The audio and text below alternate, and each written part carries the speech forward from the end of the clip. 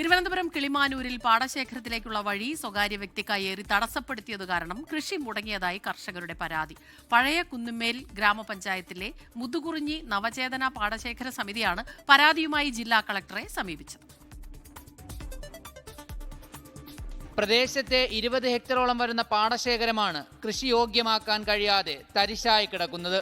റോഡിൽ നിന്നും പാടശേഖരത്തിലേക്കുള്ള 10 മീറ്ററോളം ദൈർഘ്യം വരുന്ന വഴിയിലെ റവന്യൂ ഭൂമി സ്വകാര്യ വ്യക്തി കയ്യേറി 1.5 മീറ്റർ വീതിയിൽ മൺകട്ട കൊണ്ട് ഭിത്തി കെട്ടി തിരിച്ചതായാണ് കർഷകരുടെ പരാതി. ഇതുമൂലം പാടശേഖരത്തിലേക്ക് ട്രാക്ടറും കൊയ്ത്ത് യന്ത്രവും മറ്റും എത്തിക്കാൻ കഴിയാത്ത സ്ഥിതിയാണ്. റോഡിൽ നിന്ന് ഇങ്ങോട്ട് റാമ്പുണ്ട്, റാമ്പിൽ നിന്ന് ഇങ്ങോട്ട് വരുമ്പോൾ നമുക്ക് വണ്ടി വരാമായിരുന്നു. അപ്പോൾ അത് ഒരു സ്വകാര്യ വ്യക്തി പിന്നെ അതിര് കെട്ടി വെച്ചേക്കാണ്. പല പ്രാവശ്യം നമ്മൾ പഞ്ചായത്തിൽ പരാതി കൊടുക്കുകയും അദ്ദേഹമായിട്ട് നമ്മൾ സംസാരിക്കുകയും ചെയ്തായിരുന്നു. അപ്പോൾ അദ്ദേഹം ഒരു കാരണവശാലും വഴി നമുക്ക് തരൂലെന്ന് പറഞ്ഞു. ഇപ്പം 20 ദിവസത്തിനകത്ത് കൊയ്യാൻ പ്രായമായ പാകത്തിൽ നെല്ല് നിൽക്കുന്നു.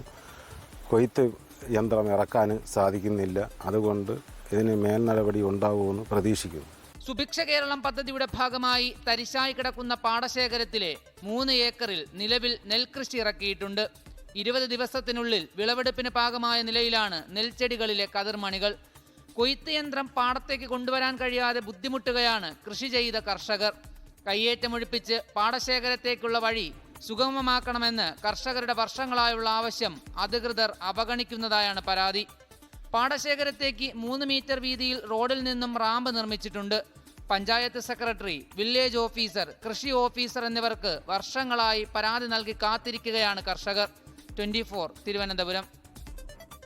ലോകത്തെവിടെയായാലും ഏത് സമയത്തും 24 വാർത്തകളും ഓഗ്മെന്റഡ് റിയാലിറ്റി പാക്കേജുകളും എക്സ്പ്ലെയിനറുകളും വിശദമായി കാണാൻ ഞങ്ങളുടെ യൂട്യൂബ് ചാനൽ നിങ്ങൾക്ക് സബ്സ്ക്രൈബ് ചെയ്യാം.